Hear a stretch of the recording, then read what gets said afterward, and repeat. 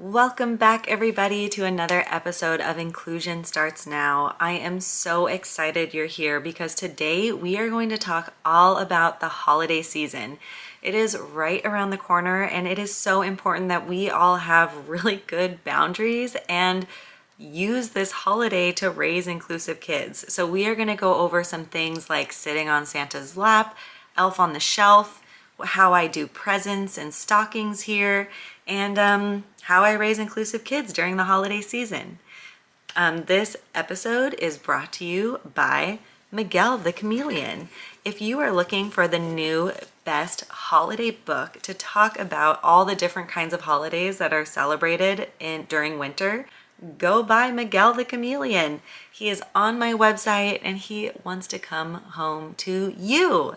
So thank you, Miguel the Chameleon, for sponsoring this episode, and let's just get to it.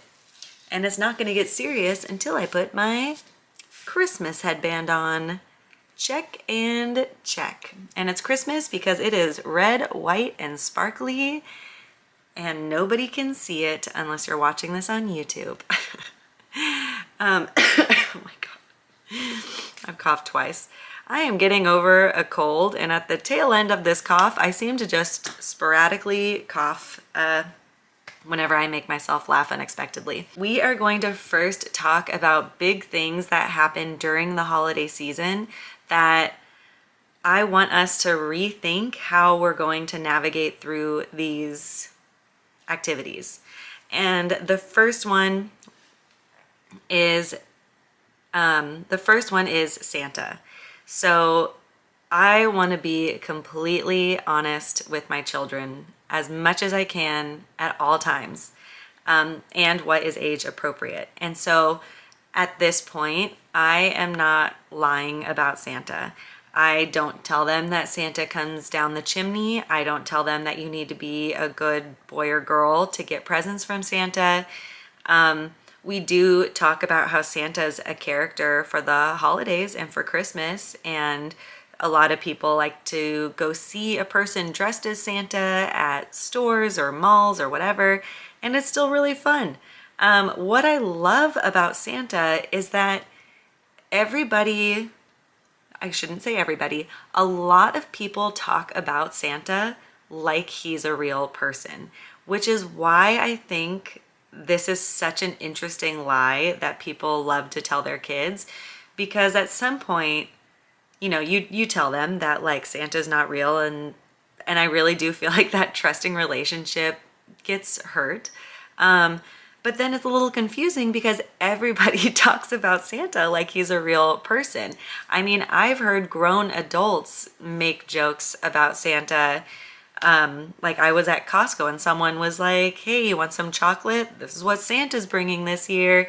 And they were like, oh, if Santa's bringing this, then I'm going to have to make sure to, I don't know, be good or whatever they said.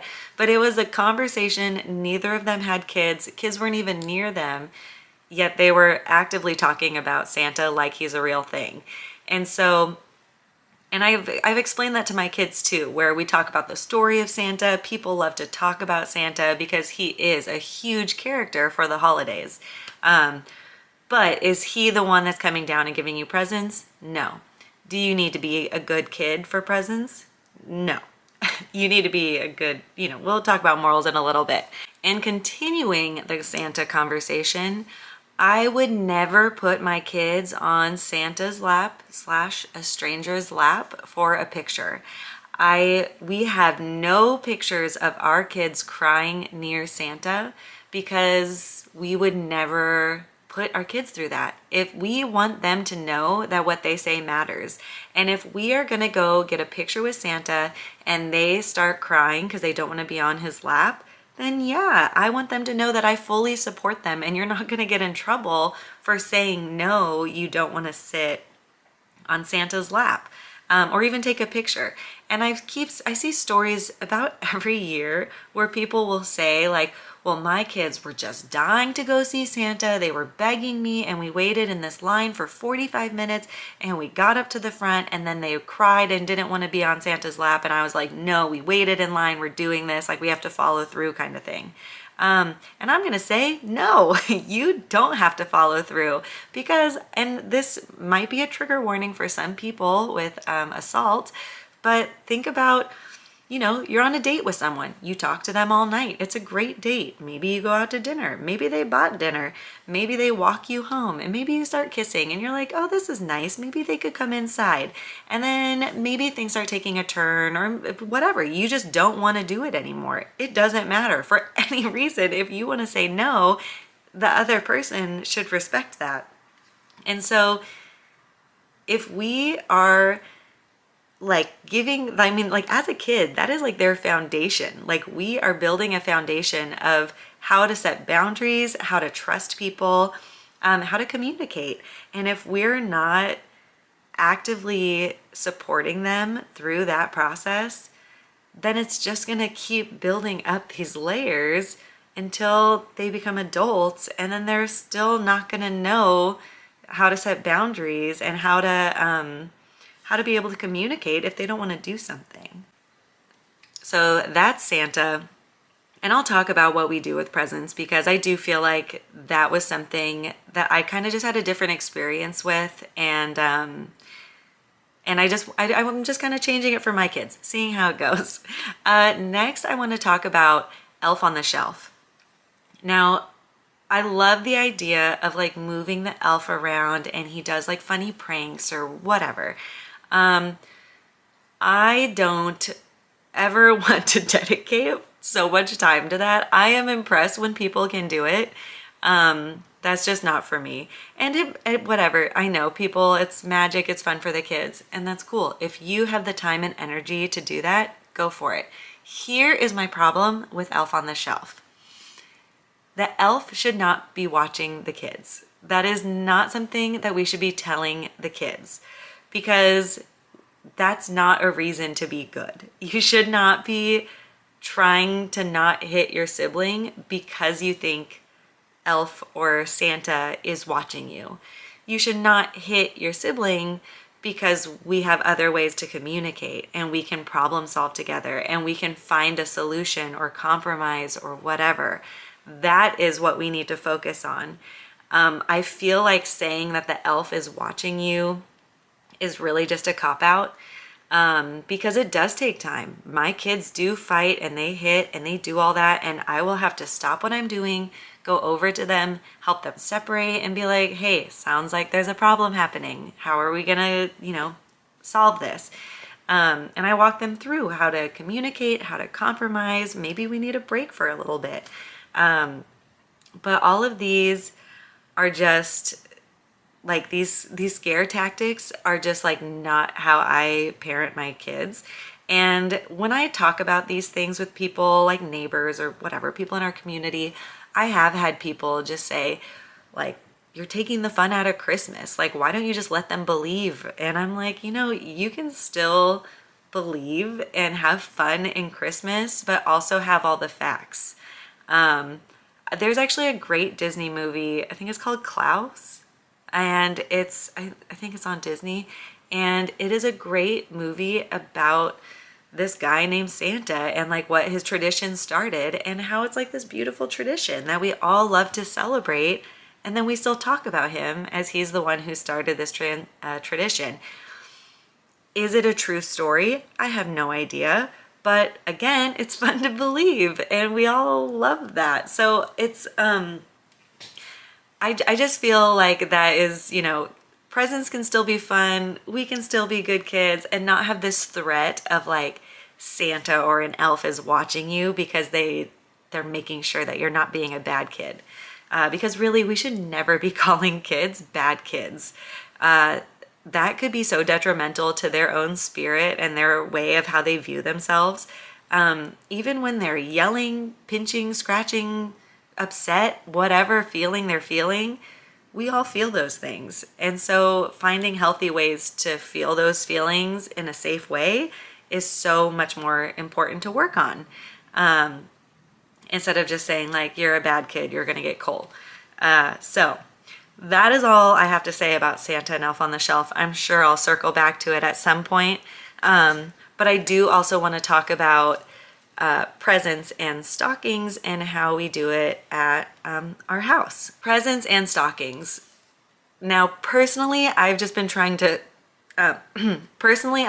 just consume less, and kids just grow out of things so fast. So this was their first Christmas year where I have found all of their toys through Facebook Marketplace, Goodwill, Buy Nothing, which is like a Facebook group where people just get rid of things in their city and it's for free. And that has been such a fun experience because I got them great things. They got like gymnastics. We got a balance beam that someone actually made for their child, but now their child's older and doesn't use it anymore. And I got it for like $20 and it's a nice like on the floor balance beam. And we just got a fake kitchen, which I don't know if I'm even gonna be okay with that. But it was $30 and it was like an $80 kitchen that they sold for $30. And it just makes me feel better that I'm reusing things that people have grown out of and showing this to the kids. So that is how we're doing presents. I also try not to do too many presents. And I do a lot of presents that are like group gifts. And every once in a while we do like, here's a gift for you specifically, to make like a special gift. But as of now with my young kids, they both play with everything. So it feels hard to be like, these are your gifts, especially because they share a room. So they have we are in constant share mode, and I'm sure I'll do an episode on sharing someday in the future. But this, all the presents, we keep it minimal, we reuse, and we share all the presents. How fun.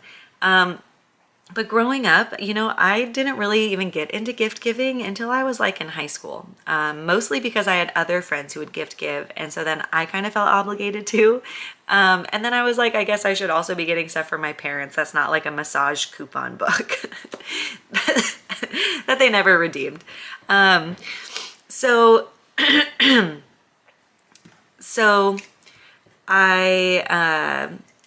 I've started this tradition with my kids, and I don't really know if I got the idea anywhere other than I just wanted them to get used to giving gifts too. And so we started it last year, and what we did was I went with one kid and my partner went with one kid, and we went to Target, which, who knows how this will change in the future.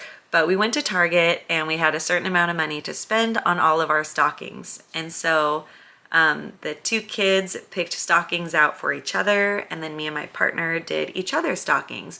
And so it was a fun experience to walk around with my 4-year-old and be like, okay, what do you think your sibling wants for Christmas? Like, what are little gifts that we want to give him and put in his stockings? And, we still did stuff like toothbrush and toothpaste, because who doesn't love getting that in their stockings? And then we chose their favorite candy, and we went and got a stuffed animal that was like their favorite character. So it was things like that we got to help them with the act of gift giving. Because personally, I'm still not very good at it, and I would rather someone just send me a link to something they want so I could just get them that. But that's not always really meaningful. And I do have to say, it's been so much nicer when someone has thought about me because they saw something and then they get that for me, which I don't know, maybe we all feel that way, maybe we don't, who knows. So now I want to go over 3 tips on how to keep raising inclusive kids this holiday season. And first, I'm going to go back to our sponsor, Miguel the Chameleon, because I actually have a part in that book that talks about how a lot of the holidays that are celebrated this time of year are because of religious beliefs. And I think if we're truly being inclusive, we are learning about all the different beliefs out there and, trying to understand them, having conversations about them, understanding that we are all going to believe something different and we can still cohabitate.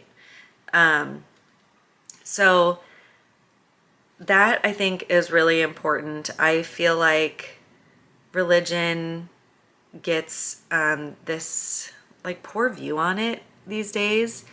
And even though I myself don't even identify as religious, I have a lot of religious friends, and I feel like how how sticky of an area it is to talk about religion just like doesn't really make sense to me. Because, well, that's not true. It does make sense to me. I feel like religion is, there's just like a huge scale of like different kinds of religious people. Because I know that we live pretty close to a church that is very like pro LGBTQ and pro diversity. Like they are very accommodating for people with disabilities, and they are very like community driven. But then I've seen other churches who say like don't go to the Pride Festival because that's a sin. So there's a huge range of religious people and religious practices. And again, to be inclusive, we have to want to learn about why people are practicing the things that they're practicing. And having those conversations, because that's really how people educate themselves on, diversity. So, okay, the three things. I went off on a tangent, which is not uncommon. The first one, I want to talk about preparing your kids for the holidays. So I do this pretty much all day, every day. When we are going to somewhere, when we're transitioning to something new, I talk about the expectations for my children. And I talk about ways out, that if they need a break, how can we get out of the situation? And so it will be anything to like a holiday party to opening presents with our cousins. And we will talk about how, everyone gets something different, and, how exciting it is when you get a new toy and you might not want to share it right away. And just kind of talk about those things. And of course, you're gonna get to something where you did not prepare for a situation to happen. And whenever that happens for me, I remove me and my child immediately. And it's not seen as a timeout or any sort of disciplinary action. This is just so I can give them my full support without all the distractions of like other people trying to make comments, kids, screaming, laughing, whatever. And I do this quite frequently, that when I notice my child is getting like a lot of feelings, we will leave and go into another room. Maybe we'll go outside and go for a walk. And plus, this is a really great way for them to see what their precursors are, and then practices to support them throughout the situation. So preparing kids for the holidays is number one. And then also talking about like, there might be different food or what we're celebrating, like giving them the information. And this also really makes me think of presuming competence. A lot of people so quickly dismiss like, oh, well, they don't really get it, so I just don't explain it.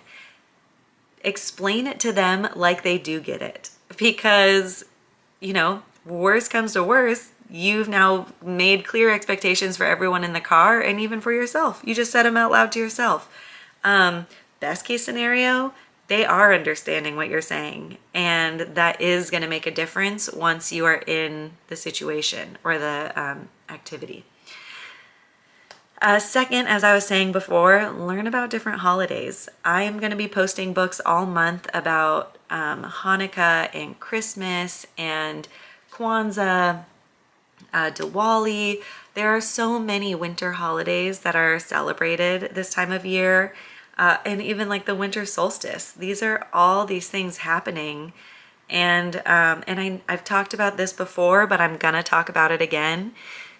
It is not inclusive to not celebrate anything because one person doesn't celebrate anything. Everybody in the world has their own opinion. And so we should all be willing to learn about all the different ways we celebrate. So, for example, at a school, there might be a lot of different things to learn about. Like if you know that in your community you have people who celebrate Christmas, people who celebrate Hanukkah, and people who don't celebrate any holidays, you can talk about all three of those in an educational way, without like putting pressure on people that, like, you know, if one of us doesn't celebrate Christmas, then none of us will be talking about it, because that is not inclusive in my opinion. And then lastly, you can leave. If you are having a hard time, and this goes back to number one about preparing your kids, but if your kids are having a hard time and there's a sensory overload, you can leave the situation. You can bring them outside. If it's getting too hard, you know, maybe you go outside for like 20 minutes and you come back and it's still being really triggering in there, you can leave. The holidays are supposed to be a time to enjoy each other, celebrate time together. And if you are not feeling that and you are just feeling stressed and overwhelmed and angry, then we need to recalibrate how you're going to celebrate the holidays. And I mean, lastly, I have Make It Fun. Again, I know people get really stressed out with like the gift giving and the preparation and the lights, and like, you know, some years we just might not put the lights up. It might be too busy or stressful, and that's fine. Just see what you want to do, what you're capable of doing, and do that. And if anyone judges you, send them this podcast link. And if you got this link sent to you, stop being annoying. Let people live their lives. Damn. Okay. That is it for my inclusive holiday episode. Thank you everybody for being here and just taking the step to live more inclusive lives. There is so much that is out there for us to learn and grow together, and I'm so happy that you're doing it here with me. So happy holidays. Inclusion starts with you, and I just want to help. Have a good day. Bye.